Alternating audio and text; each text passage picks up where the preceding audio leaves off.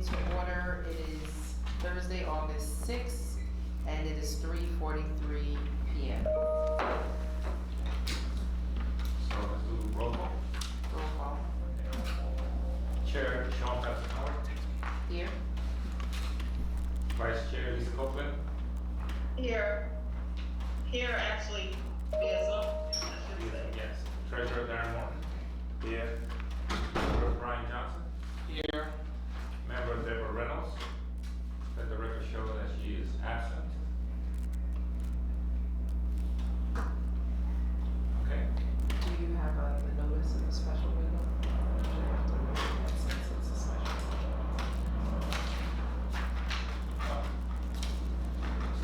All right. So this is a special meeting notice of Urban Renewal Agency held on Thursday, August 6th, 2020 at 3:30 p.m. in the Mayor's Conference Room. This was sent to LOHUD, posted on the city's website, as well as in the rotunda. Do we have to adopt the special meeting thing like we did yesterday? So do we have to do another roll call because it's a special meeting? I don't know if the urban renewal, are they the same rules? We don't really have any. We don't have those Okay. exceptions. Right. All right, so then we can proceed. All right, so first item is the 2016 audit of the Urban Renewal Agency.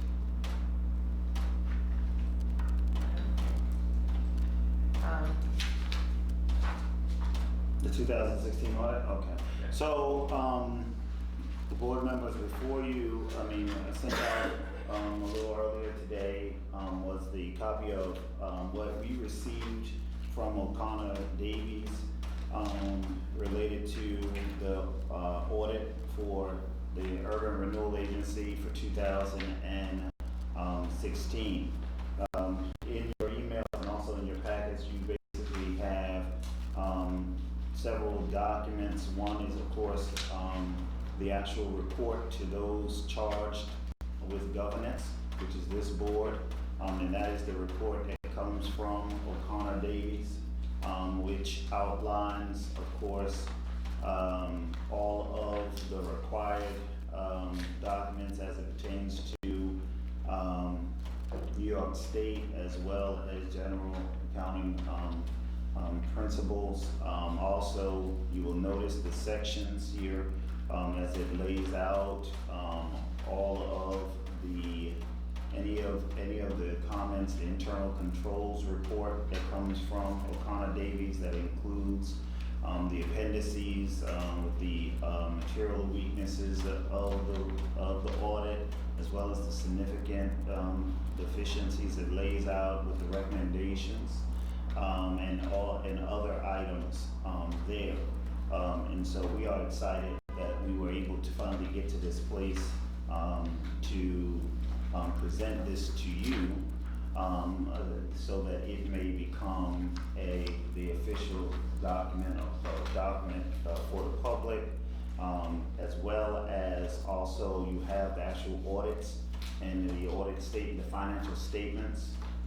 Included are the financial statements for the Community Development Block Grant Program, also the financial statement for the Continuum of Care Grant Program, and the Home Investment Partnership Act program.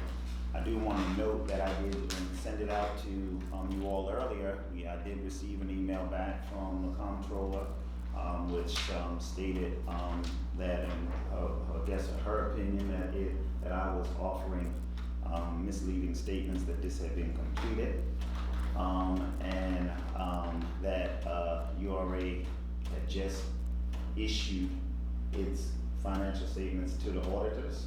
I responded to the email by informing the controller that I did not believe her statements to be true, and that I would reach out to the auditors to get confirmation. Confirmation from them is coming in, but I did talk with Melissa Saltz about it, in which she did confirm with me verbally that this is the final audit for the URA. Now, this audit will be used for the city to be able to complete their final audit for 2016. O'Connor Davies absolutely confirmed that this is the final audit, and we just wanna know how many bound copies we need now, so this is the final report. Right. Well, I was gonna, No, I'm done. what's the raise the hand function on here? You don't have to, just raise your hand, we'll look at you. So we don't need to adopt it, I guess I'll forward it to my colleagues via email or no? Well, we would like to adopt it. We'd like Do we to, adopt it? Well, I think we should We'll be adopt doing that it. in this meeting. We should adopt it, but you can I definitely didn't forward send it. it, I wasn't clear. Yeah. It's been so long, I couldn't remember I can't remember the last time we adopted one, I must apologize. That's okay. I'm not a serious. problem. Not since I've been on the council. So, I mean, with that said, I guess that I could offer a motion to move to adopt the 2016 external audit, independent audit rather, from O'Connor Davies for the. You mean accept it? Accept the You audit. said adopt. I'm sorry, accept the audit. Okay. Okay, thank you. I'll second it. For 2016. It was I'll second. second it. Second it. okay. On the question? Hearing none? Roll call? Roll call. Chair Eisenhower, Yes? Vice Chair Copeland, Aye. Treasurer Morton, Aye. Member Brian Johnson, Aye. Member Deborah Reynolds. Deborah Reynolds, still absent. Okay, so it passed. Thank you. So now, so now we will proceed, with trying to move forward with the 2017. I also wanna make sure, let you know that we did receive, the, invoice from O'Connor Davies in our office. It also came up from another office, because it had URA written on the envelope, it was open, and it was forwarded off to us. So I did give it to the mayor, because as you know, I believe that was approved at the city City actually pays council. for that. So, but I'm, put that in the hands of the mayor. Absolutely. So, I know we are audit ready for 2017, and I believe, well, the books have been done for 2017 and 2018, but of course we have to go through 2017 first before getting to 2018. So the Urban Renewal Agency stands ready, and as you stated, we need the controller to pay for the 2016 audit as well as pay Grassi for the 2017 and 2018 work that they need to prepare the URA for the audit. Okay, so we'll move forward with those audits. Okay. So the next item is a resolution, resolution 2020-016, resolution approving the fire department to enter into an agreement with the city of Mount Vernon Urban Renewal Agency. And there's a resolution in the packet, as well as supporting documentation. The numbers in the file as well. And so basically, hold on, so. Wait, should I discuss it? You just go. Well, put the motion and we'll discuss it on. I make a motion that we adopt resolution 2016, resolution approving. 2020-016. 2020-016. Second. On the question, just for everyone's edification, the Urban Renewal Agency will purchase on behalf of the city to be used for the fire department an aerial ladder. This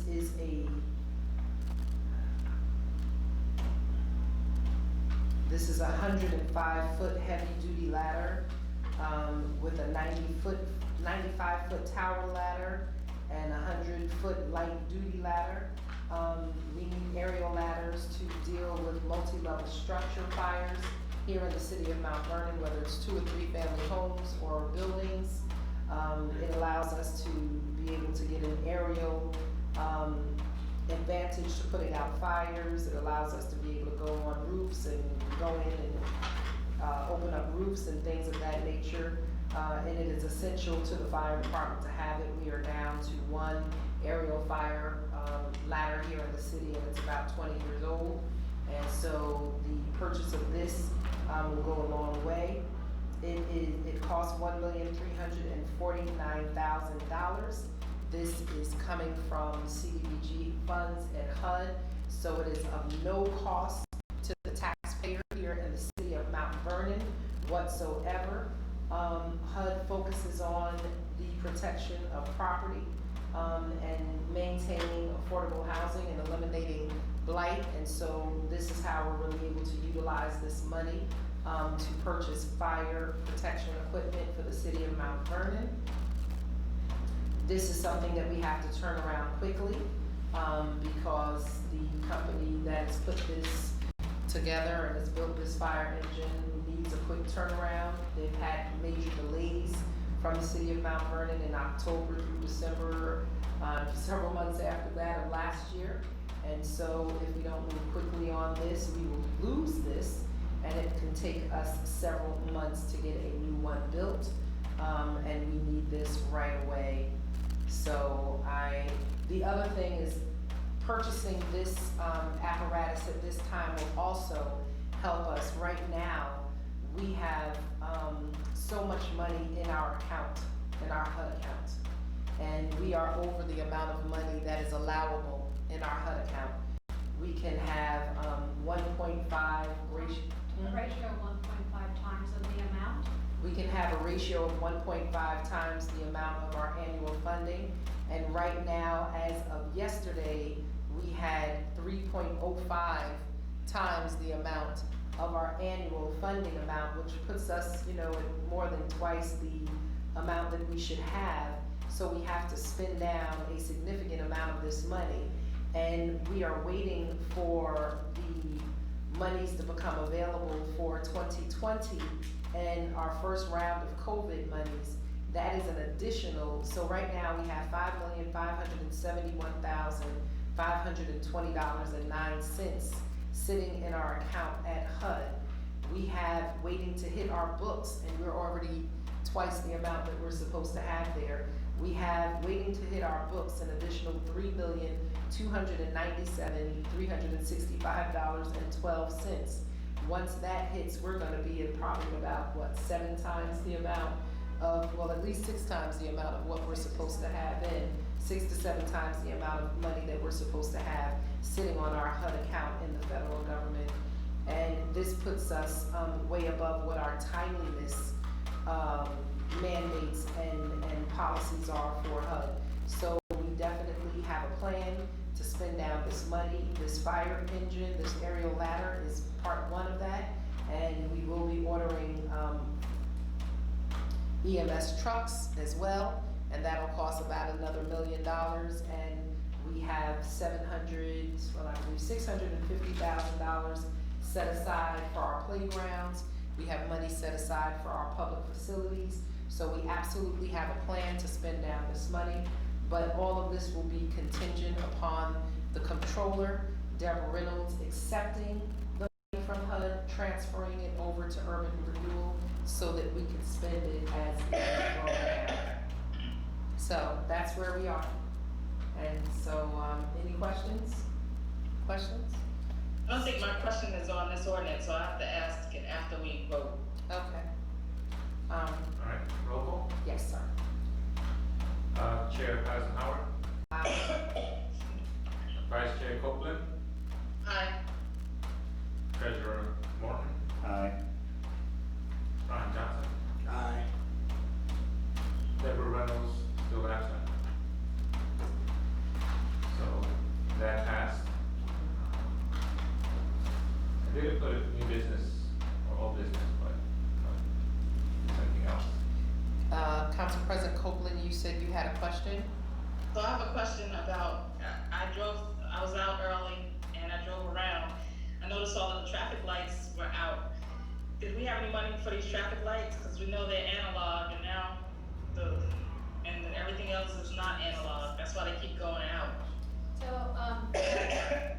Madam Council President, I have included in our 5-year plan traffic lights as one of the eligible activities under public facilities and infrastructure. I also included it in our 2020 allocation, so we can certainly use the funding for traffic lights.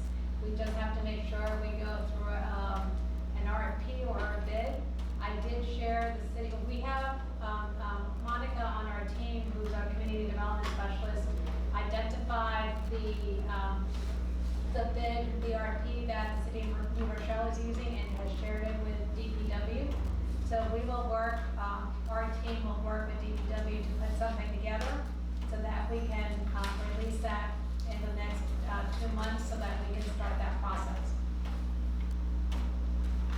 That's great. Well, I like playing the Frogger game on my computer every now and then, doing the lights going down Fulton Avenue. It wasn't like my favorite thing. Well, you know, what's interesting is we have a two-part solution. Part of that is replacing the lights, and then we have to bring back on board our person who handles the traffic lights here in the city of Mount Vernon, which is a separate issue, but I believe between bringing him back on, and allocating money from our 2020 CDBG, award and moving forward with future funding, that we'll be able to really start to tackle this issue here in the city of Mount Vernon. Thank you. Anything else? Anyone else? Nope. Make a motion to adjourn. Second. One question? None? Roll call? Chair Eisenhower, Aye. Vice Chair Copeland, Aye. Treasurer Morton, Aye. Brian Thompson, Aye. everyone else still has. Meeting is adjourned 4 p.m. Thank you, everyone. Appreciate your time. Lisa, I returned your call. It went straight to voicemail. So I'll call you back later. What number did you call? Oh, you know what? I didn't call your home number. I called your cell phone. I'll call your home. I call your home number.